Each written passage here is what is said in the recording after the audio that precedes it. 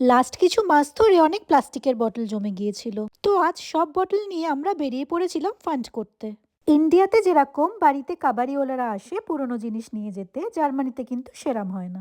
জার্মানিতে সব সুপার মার্কেটে এরকম ফান্ড মেশিন থাকে। ওই মেশিনের মধ্যে বটল ক্যান ইনসার্ট করতে হয় আর তার বদলে পাওয়া যায় ফান্ড কুপন। ওই কুপন ইউজ করে সেম সুপার মার্কেট থেকে যে কোনো জিনিস শপিং করা যায়।